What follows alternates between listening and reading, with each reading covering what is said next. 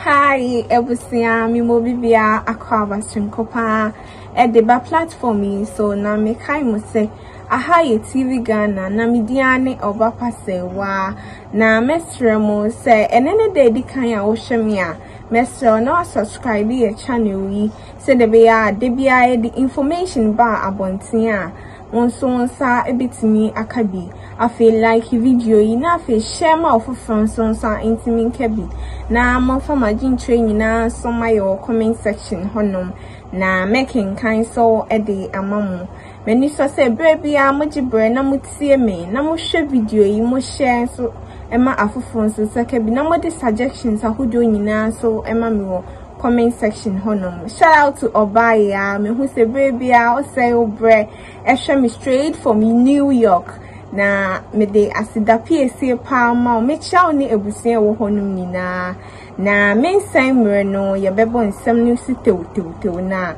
ene intelligent man bia ni dini Farouk Wahab edin sema babontin wakasa ye pa na wachia se oye concerned citizen ewo oman Ghana mu o say the northern part of Ghana and the northern region of Ghana no biaya development in hokra nenso so yasha for the last 30 years no yetimi ho se oman mon panyufo any politicians ahukudam efi ehonom pa aba nenso so omfa mwa papa bia emma kru no na yehwemu krampo na other regions na Ghana mu ni impanyufo ahodo a yenyomo no as compared to the northern part no akukudamfo ne dose nye pa northern part wonenso so enei omasha makrom hofo ensa etimi asifom inchechemu ahodo maye dinti a okasa semi no de wasisudua the northern part of the country actually is not the section of the sector and as the region a bigger population which is not so me ba me de bema mo the part of the region or the part of the country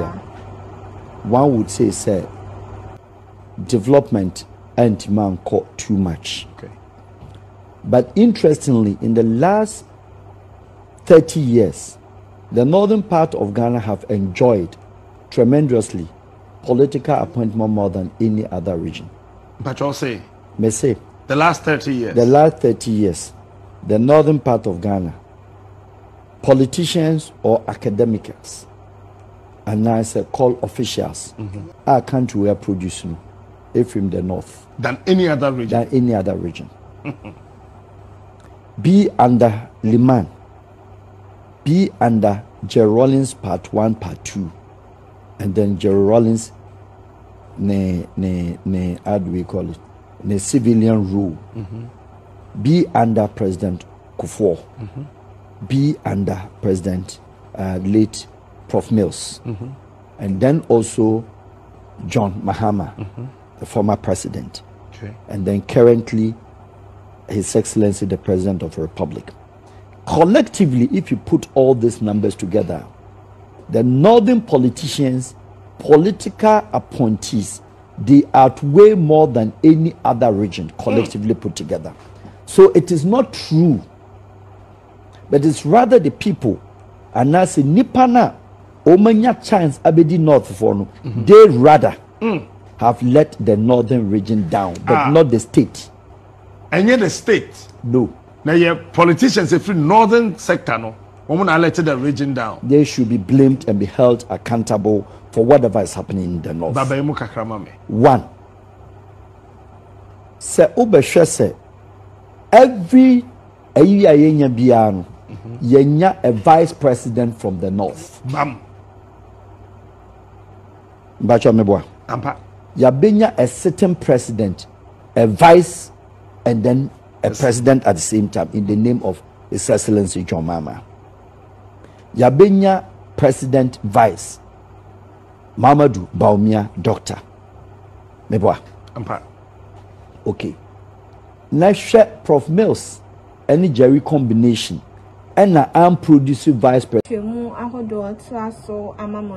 Said the Osika said development be anywhere etimi akoso the northern part of the country no or so can say me say politicians and leaders are free northern region no so omunya sika na say omunya sika omutu eba akra na omeja omufie ana baby a omufree ba no omure etimi afiri honom na omunye emwa bia mfamboa region no na omun establish companies ahodo bia emfa emboa ma development entimi nkoso wo ho iwa no your land ahodo pi wo honom na farming nso koso wo ho intensive labor nso koso strength and then stability afin so part to work ni nyina bi wo honom ne so mo neglect ni nyina na oma begu akra na ho na omo ye adwuma na e develop honom no na omo jai omo fie no na ono de o say DNA stop omo so omo ye sa nyoma no obisa asem mo minyu no obisa ye na yenko tie seni asem obisa ye no anu ya ono ade ma asem yi na ye ba entwaso a wo nyina no metwaso e de amam. Unemployed youth, the story is not different from Western region. The story is not different from Central region and not different from Eastern region. Meaning say the northern businessmen and women, the southern businessmen and women have different knowledge and different mentality. What does it mean? It means say Oma more north no benya kwan rua politics in ebenya kwan sebu jerry the same benefits na southern politicians union all alike so benefit bi omom ko under President Kufuor the same thing, but the only difference in say omom southern sector or the central of the country onya sikana. Yes, all things will fancy omunyina sikano sebi mpacho monfanchem ye nyina ye wia. What do I do with mine and what have you done with yours? That is the difference between the southern and the northern. Because politicians in me no not na south na ninya ni sikana or the bemia na ni say ni nuanje onko bie hotel ewo Kwawu onko bie hotel wa Takoradi. Even though say Ghanaian politicians sika ekodi ho no omo invest enough, they keep to themselves and into beka say human enkoso. On that note, bearing in mind, not forgetting, say the whole country, 30 million population, you need up to 7% or more the civil and the public servant. There's already huge bankrupt. Meaning that the country depends solely on the private sector. Now the private sector, how do you expect somebody, our tongue, paracetamol, your friend say, drug lane. Now baka chance of free south. And intino not in your juman yentin, uncle sin drug lane. Onfa Nejumane nko north. You can't tell him like that. But me bisa said the northern politicians Onunyeska first region of doing hon Greater Accra. You are neglected on one region. Onko north. Chem northern politician back I will say what's the company be producing company unya 5. Meanwhile, land in the hall. Meanwhile, farming meanwhile cheap labor meanwhile stability, strength, energy in terms of energy power to work not in the war. Who stopped the northern politicians to put up agric mechanical farms? Who stopped them say ensure na other companies no etun wahano omdi omunko ebi ho now babeto ensure na say south na businessman aye na de north. Are you getting the understanding? Enunti no, omo northern politicians na nkasa.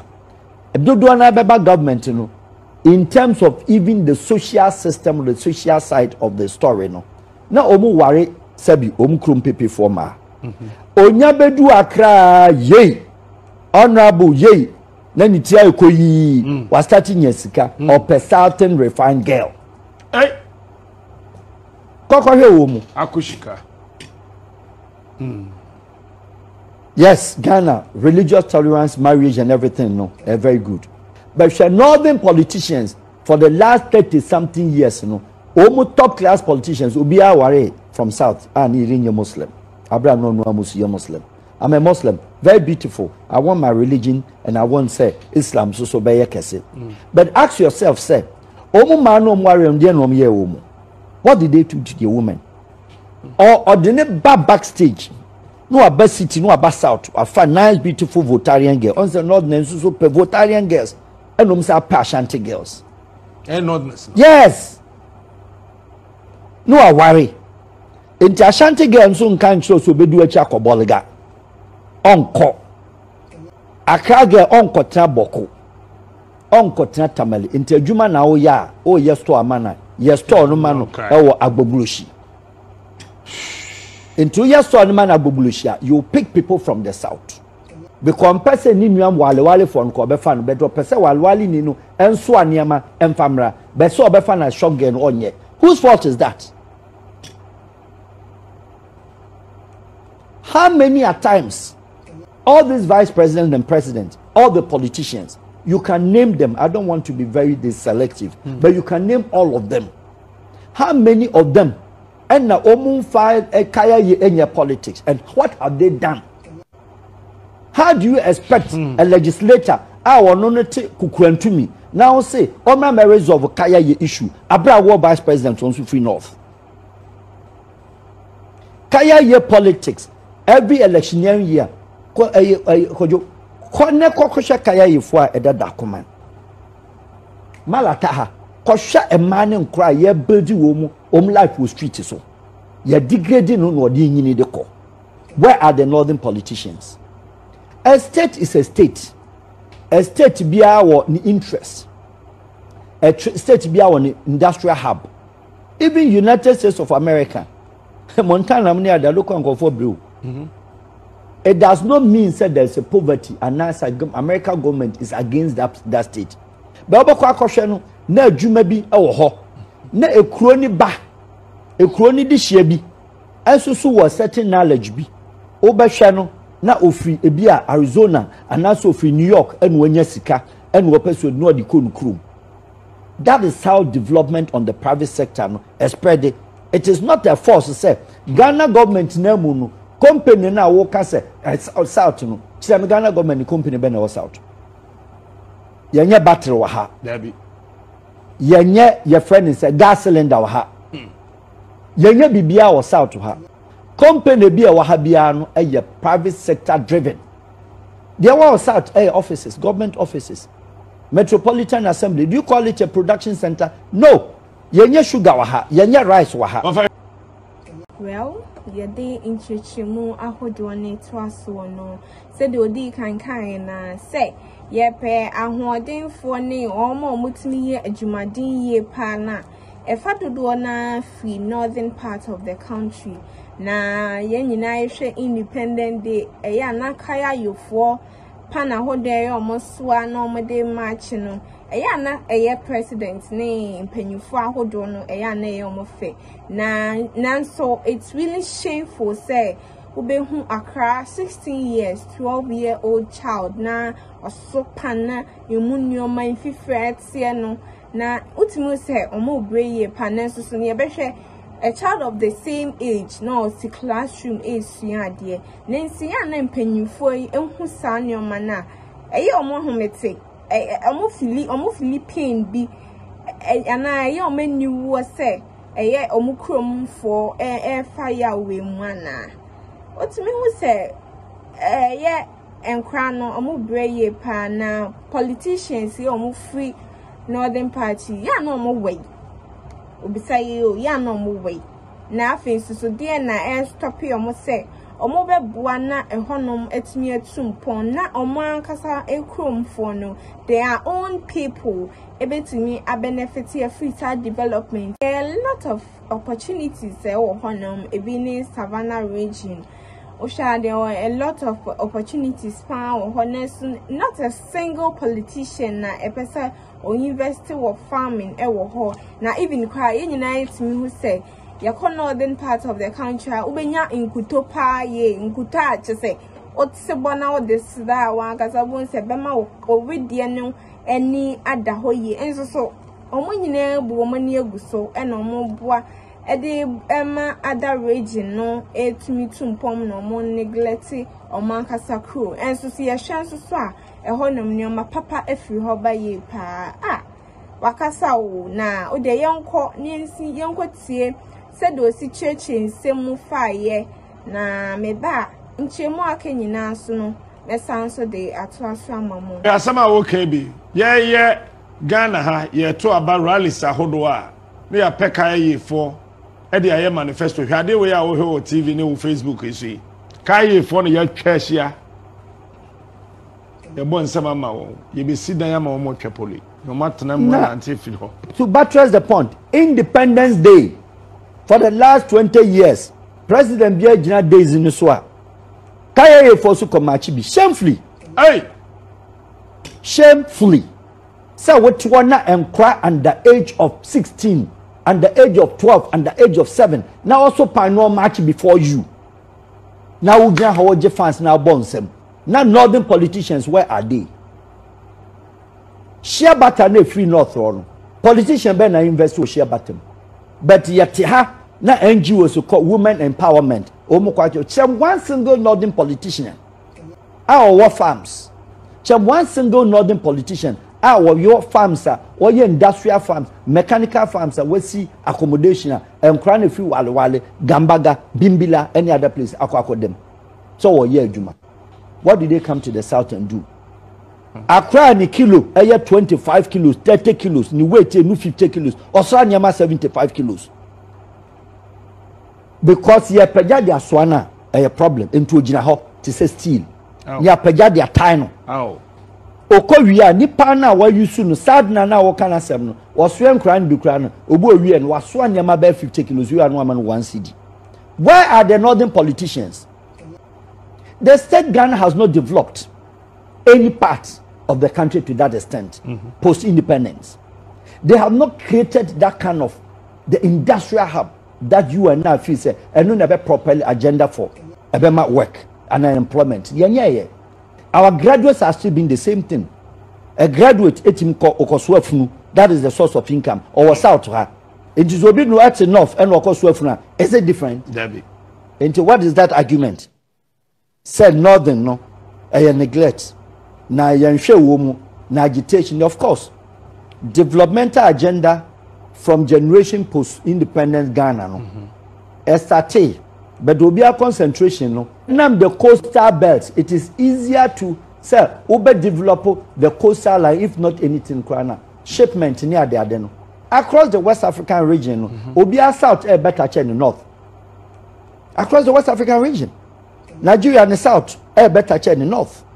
But Nigeria politicians in the North in Womufi. Have you checked about that? Sierra Leone, in the South is better than the North. But in the diamond, then the politicians in the North, what have they done about that? Guinea, the South, Conakry, better than the Kankan, the North. What have you done about that? And it is the mentality of the coastal line and the coastal belts. Development time, Abrofun Bayano. Abrofun try the southern coast, because no pay sea, no pen frama. Oman called North into undeveloped. So what it means is that the North was left undeveloped across West Africa. Into the successive governments in a buy, also energies in any synergies or the course out. But say, over the period, Yabenya politicians, I'm woman merge from that side now. Yes, all things being equal. Say southern politician, yes, one yesika legitimately, and now say corrupt way now. The northern politicians are equal also corrupt. Let them challenge. They are also equally corrupt. Until the southern politician, Nijinisika, or only the worry about on the south. The boys also swana, why philanthropists, no, try, no, north, no, YB, no, Asheno. A northern lady will tell you, I prefer northern graduate, or prefer so by southern than so by northern. Because northern worry now, or per se, or didn't fee, a man is some name, mammy, sini, mammy, niama. No, a Jan or not, one name a southerner, a girl, eti hase. Go and ask what they do to their wives.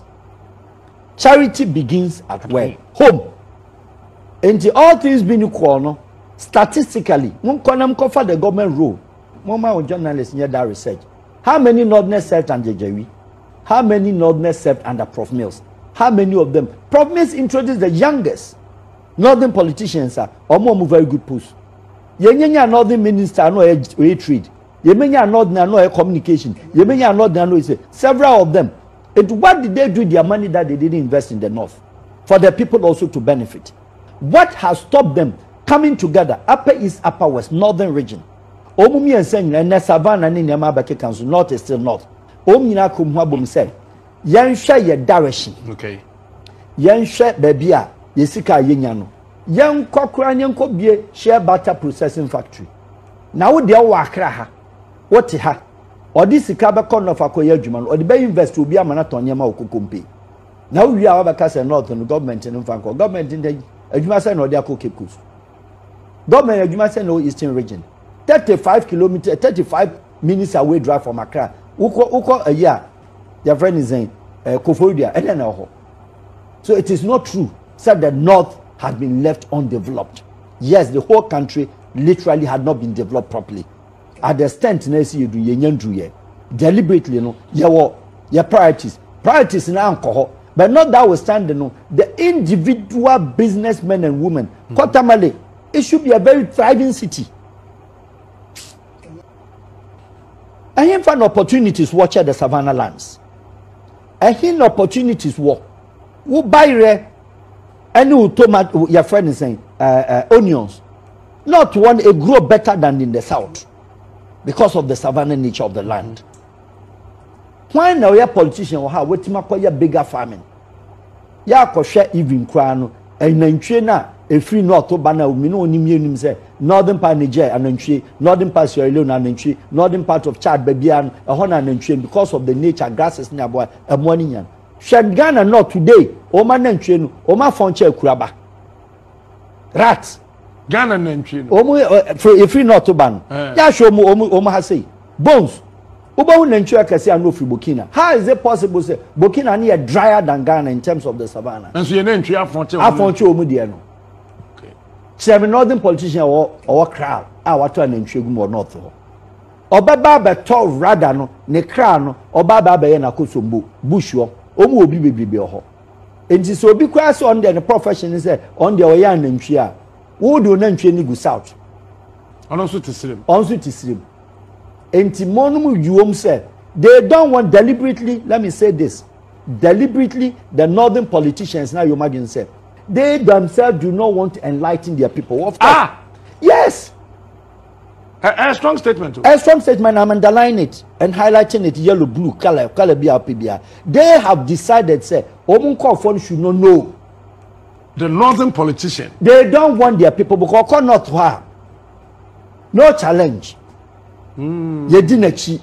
And to do me and say, they're not to foreign pencil by Yaka system. It is a Butarians. And when I say Bhutan, I'm one in tea. And so we have votes. What you say? Omo kwa no a packing a Land Cruiser. No I am the Arab Metro cool sawa yen pe. No a coach change no a for Fuguasha, no a Shechelewati, no Musa Kaponga, no Yesi. Or kwa Utimi Shani Padas and no man 2 CDs. Yes. I was slim. Or man 2 CDs. And Nordna are you grateful and thankful for anything at the Baman. 2 Ghana cities. 2 Ghana cities home the man. Because Trend Land Cruiser they are Mububefu and to a packet Land Cruiser our state house. A government house, regional office, no their kusio, no a fat taxi, no team, no no or Shabata carry, or corner a year no pito, no a quartas, no numbi, or quite no chum 555 cities.